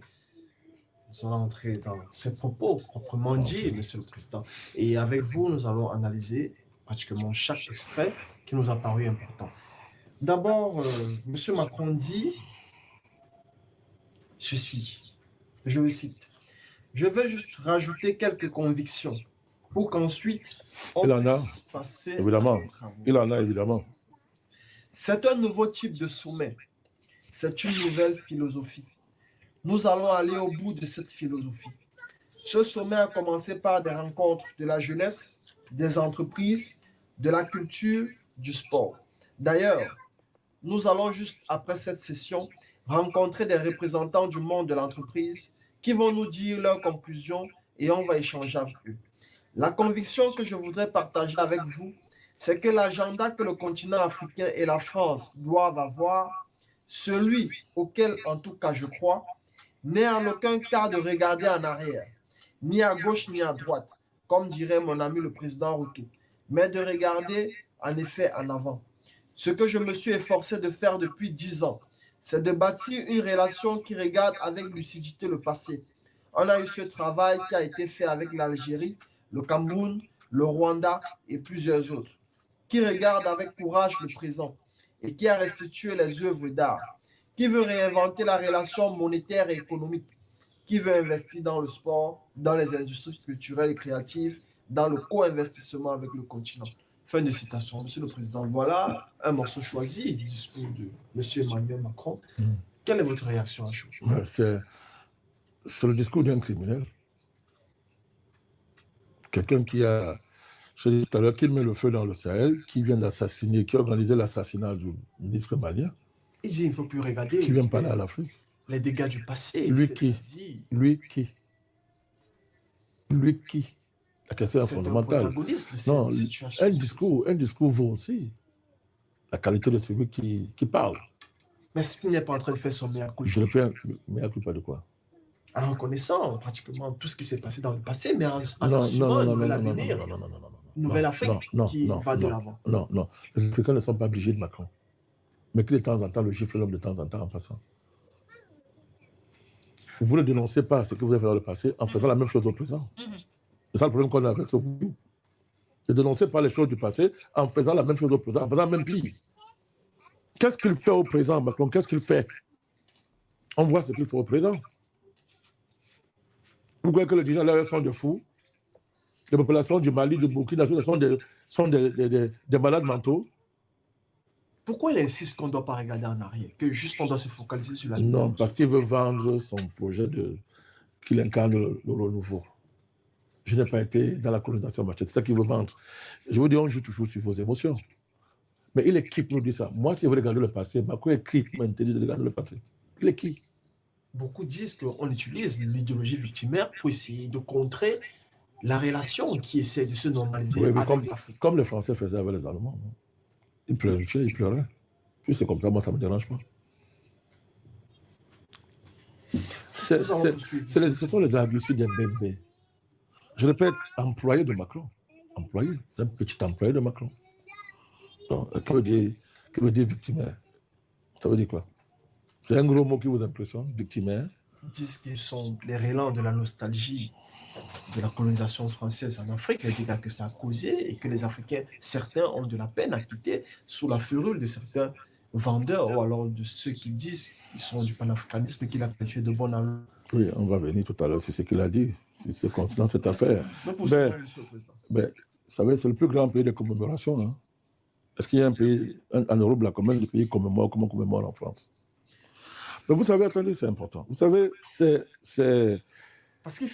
symptomatique de la personne. Quand quelqu'un parle, il faut savoir pourquoi il parle certaines choses. Macron, c'est un mondialiste, c'est un progressiste. Ça n'a rien à voir avec le progressisme historiquement constitué. C'est un progressiste. Auquel la marque des mondialistes, c'est la haine des racines. La haine de l'enracinement. Donc, pas de mémoire, pas de racines. C'est le propos d'individus déracinés, qui ont l'apparence humaine, mais qui ne sont pas des humains. Parce qu'on ne consent pas un humain sans mémoire, sans racines, sans souvenirs. Alors, quand vous privez des hommes d'avoir les souvenirs des racines, vous les détruisez simplement.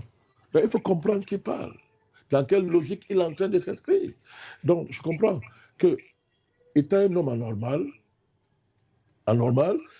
et qui peine à convaincre son humanité, il ne comprend pas les véritables passions humaines. C'est cela qu'il s'agit. Il faut être un humain pour comprendre les passions d'un autre humain. Je ne parle de vraies passions. Un humain, c'est du souvenir. Un humain, c'est penser. C'est le lien avec les générations passées. On ne se projette pas dans l'avenir sans regarder le passé. Ce n'est pas possible. Il faut être un non-humain pour réfléchir comme ça. Donc, rassurez-vous. Il n'existe même pas. Il est tellement léger. Il ne fait pas Macron que je demande, c'est qui parle? Qui parle? Qui parle? Si on n'était pas obligé de faire ça, est-ce qu'on doit perdre du temps à commenter les idioties de cet individu? Il raconte des histoires. Il est qui pour dicter une ligne de conduite à un Africain? Il est qui? On fait ce qu'on veut. On choisit nos ennemis. On les définit.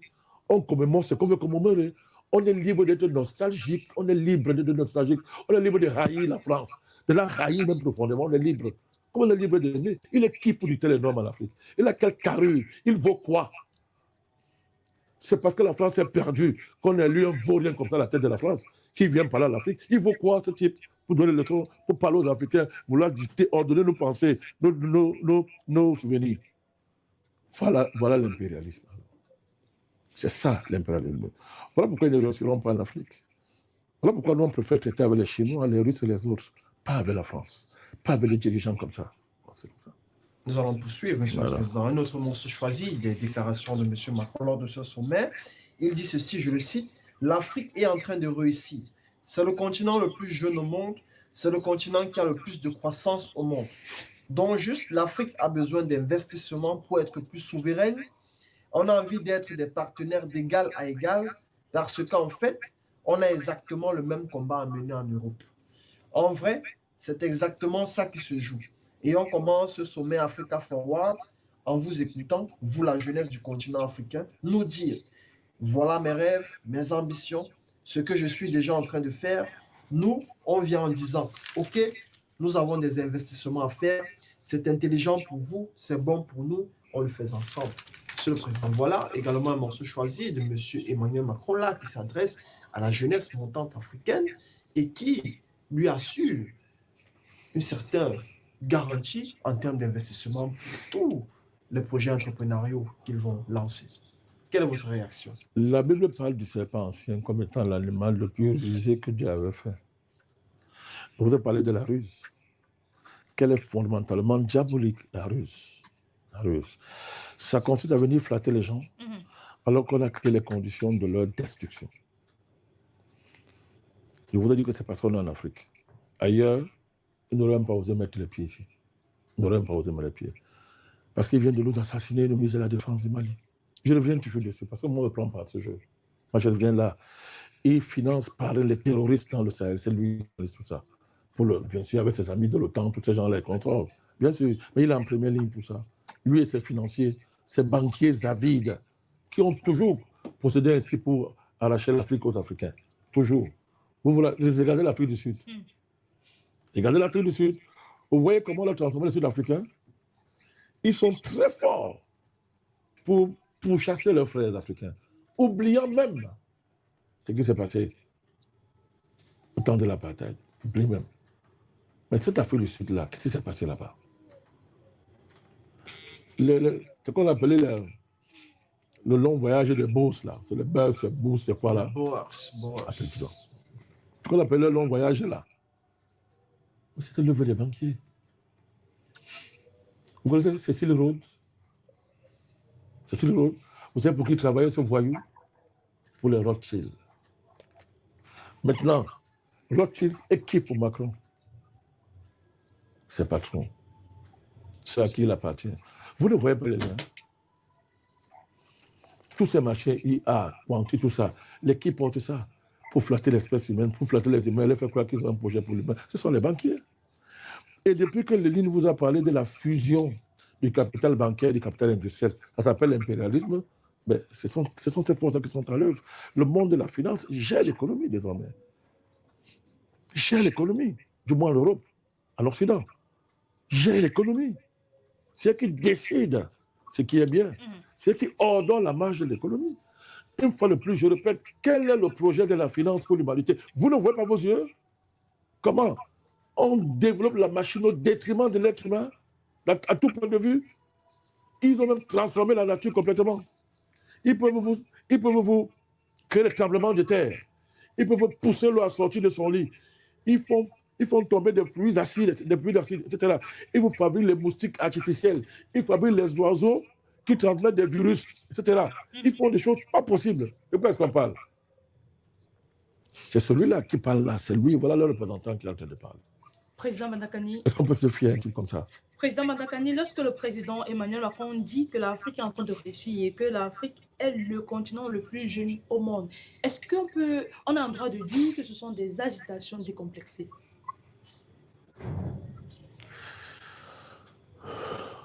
Mais quand votre ennemi vous apprécie, il faut réfléchir. Mais il a le choix. Il dit c'est un fait, non? C'est un fait. Il ne peut pas. Vous voulez qu'il dise quoi? Il va dire c'est un fait. Mais ça devait faire réfléchir les Africains. Ça devait les faire réfléchir sur quelle est la réalité même de notre continent. Sur la bagarre des récits, il va parler de ça. Il va insister dessus. Et moi, je veux que vous y reveniez. Parce que je veux dire quelque chose d'extraordinaire encore à ce niveau-là. C'est la bagarre des récits. Pourquoi la guerre des récits sur le continent? Pourquoi la communication au XXIe siècle, c'est la guerre? Pourquoi? Parce que si mon récit t'a conquis, je t'ai gagné. Quelle est l'idée que nous, Africains, se faisons de l'Afrique en ce début du XXIe siècle? Quelle est l'idée qu'on se fait? Et l'idée que nous faisons de l'Afrique, là, qui nous donne ces idées? Mais voilà donc quelqu'un qui vous parle de l'Afrique. Il vous dit que voilà, l'Afrique, c'est le continent. C'est connu, une génie extraordinaire. Tout le monde sait ça. Tout le monde sait ça. Que c'est le continent de la croissance, c'est le continent de l'avenir, etc. Tout le monde dit c'est le continent de l'Afrique. Mais les Africains eux-mêmes comprennent ça comment? Qu'est-ce qu'on en fait? Mais lui, quand il vous dit ça, c'est pour vous flatter, non? Bien évidemment. C'est pour vous flatter. Et c'est pour justifier ce qu'il vous dit. C'est pour justifier tout ce qu'il vous dit. C'est pour justifier son agenda à lui qui veut vous imposer. On est ensemble. On est liés. On est liés. Mais si on est liés, s'il vient vous dire que vous êtes des sauvageons, des vauriens, la question c'est celle-ci. Comment moi je me lie à des vauriens, des sauvages? Bon, comme je n'ai pas envie de vous dire que vous êtes des sauvages, parce que je considère que les mots là sont un peu déphasés et tout, mais je vous dis, écoutez, oh, mais vous êtes beau, hein? Vous êtes beau, vous avez de l'avenir. C'est une femme qu'on drague, non? Et toutes les filles qui ont cru à leur dragueur, ça s'est terminé comment? Ça se termine aussi sur bon, vous avez en face de vous le pire des dragueurs. Président Mandakani, nous allons continuer en prenant deux autres extraits de ces différents discours. L'un lors de la séquence Jeunesse Afrique Forward Future Maker et l'autre discours lors de la clôture du forum d'affaires. Donc, il disait dans son discours à la jeunesse, face à la jeunesse kenyane, bien évidemment, et l'Afrique en général, on a un destin lié. Il a continué en disant, il y a des millions et des millions de jeunes en France qui sont des diasporas comme vous. Pendant trop d'années, on leur a dit, excuse-toi d'être d'une diaspora, excuse-toi d'être ceci ou cela, ou fais oublier un peu. Non, vous êtes 100% français, 100% algériens. Accumulez-les, redoublez-les, on en a besoin parce que c'est un accélérateur pour nous, Français, d'avoir des jeunes comme vous qui sont français et algériennes, français et centrafricaines, et qui ont envie de dévorer le monde, de conquérir plein de choses, mais qui sont avec nous.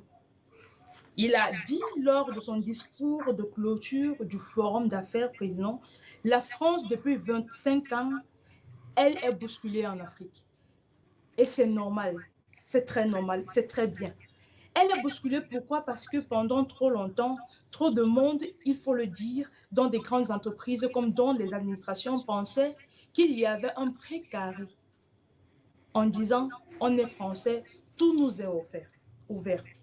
Et voilà la deuxième séquence de son discours président. Quand on prend seulement la première partie où il disait, vous êtes 100% français, 100% algérien, vous êtes français et algérien, vous êtes français et centrafricain, c'est bien pour nous. Qu'est-ce que ça laisse entendre, président, ces deux extraits cumulés? C'est pour flatter une certaine diaspora africaine et leur conforter dans le projet qu'on est en train de leur vendre.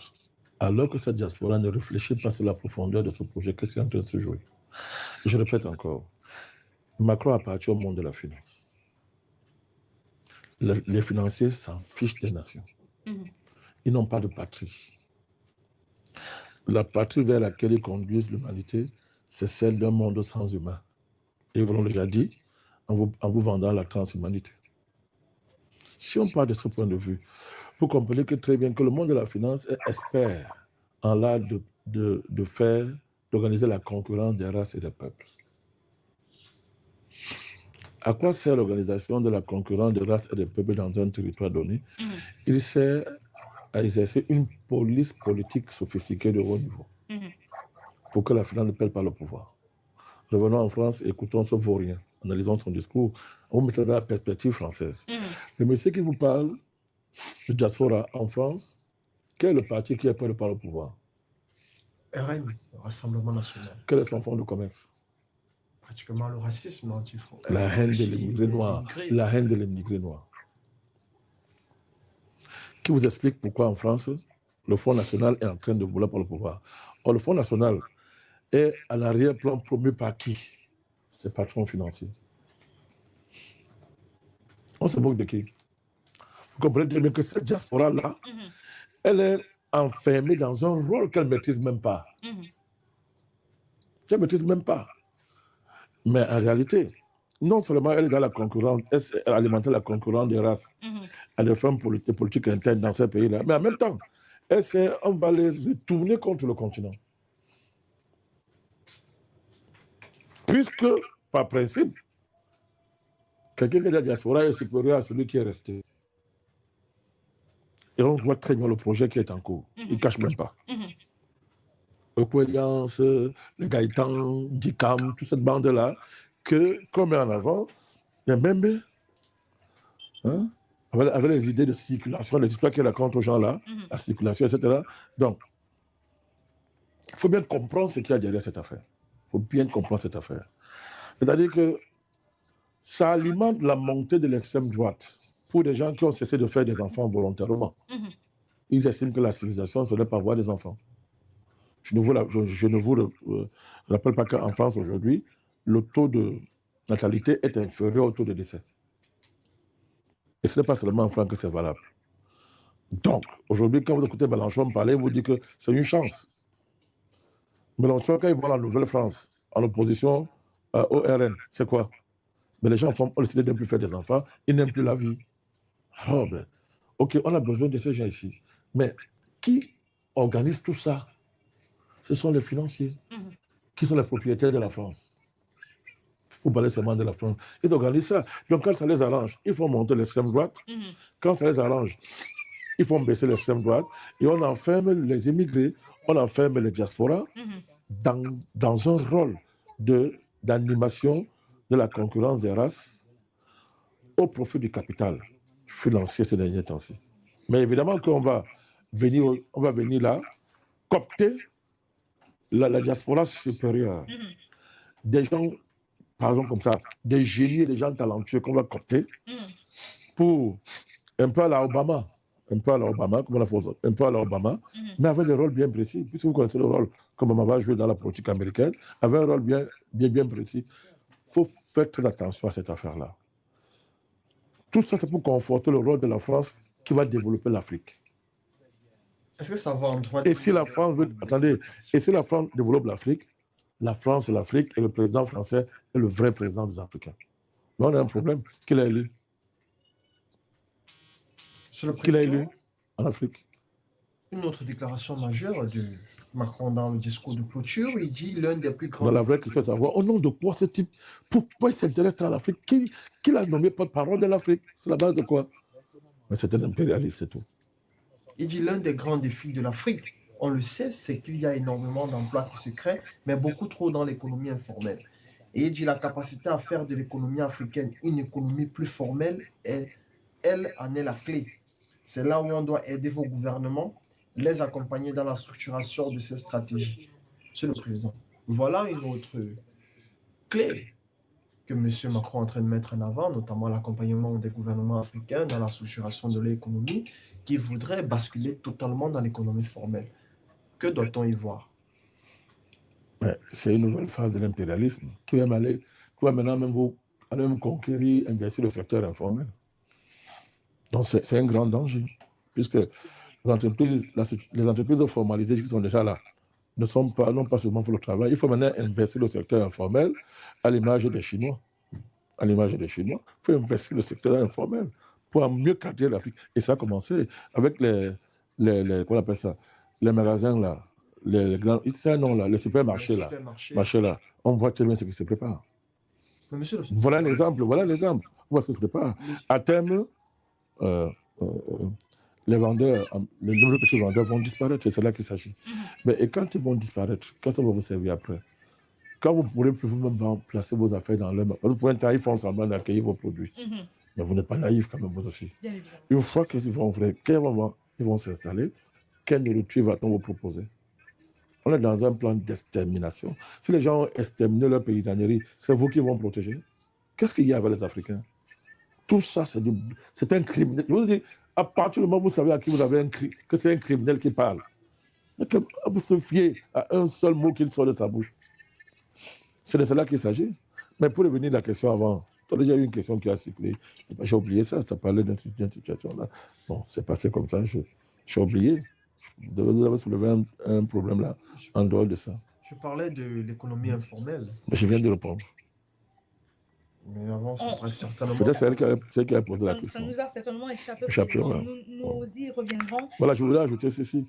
Tout ce que Macron dit là, pour lui, ce n'est pas l'impérialisme, non? Bon, si un Chinois dit, si la Chine dit ça, il va dire quoi? Si la Russie dit ça, il va dire quoi? Un malade mental. Président, les impérialistes sont tous des malades mentaux. Président, il y a une autre déclaration que le président Emmanuel Macron, président de la France, a fait qui a beaucoup offusqué les Africains. Il a dit notamment, je le cite, « Nous sommes les vrais panafricanistes. Nous croyons que l'Afrique est un continent. » Il ne s'est pas arrêté là, il a continué. Il y a un panafricanisme positif. J'ai adoré ce que vous avez dit sur la MAC. Mais on a souvent mis le panafricanisme autour de discours qui étaient très négatifs, revendicatifs, un peu revanchants, un peu anti-ceci ou cela. Il y a un panafricanisme qui est celui de notre génération, qui est positif, qui veut juste conquérir tout. Qui est celui de votre génération. D'après ses propos. Ouais. Qui est celui de votre génération, qui est positif, qui veut juste conquérir tout, bâtir son continent, soulever ses défis, attirer les investisseurs du monde entier et dire « Moi, je suis là. J'ai envie de bâtir. Je n'ai pas envie qu'on m'impose des solutions qui viennent d'ailleurs. Je veux développer mon pays, mon continent est choisi. » Président Bandakani, est-ce que dans ces propos, on est en train de bien voir que nos destins qui, préalablement, il a dit, étaient liés, ont fait automatiquement de lui un panafricaniste et du coup, qui se voit en train d'étaler ce qu'il entend par panafricaniste et qui qualifie l'autre qui revendique de revanchant, de négatif, président Bandakani. Mais si les nouvelles générations sont épatées par Macron, à travers les jeunes influenceurs qui sont très contents d'être reçus à l'Élysée, ils ont mangé de la banane, mais il se sent libre de... Il a encouragé à continuer, il peut séduire certaines générations, puisqu'il dit bien que c'est le panafricanisme de votre génération. Donc n'écoutez pas une certaine génération de panafricanistes. N'écoutez pas. Votre génération doit avoir un panafricanisme. Il a décrit à lui, j'ai envie, je suis là, j'ai envie de bâtir, je n'ai pas envie qu'on m'impose des solutions qui viennent d'ailleurs. Je veux développer mon pays, je veux développer mon pays, mon continent est choisi. Bon, les panafricanistes de l'ancienne génération voulaient quoi? Alors, commençons simplement. Vous, d'après ces propos de la génération, à vous de nous dire, président. Non, je réponds en posant la question. Non.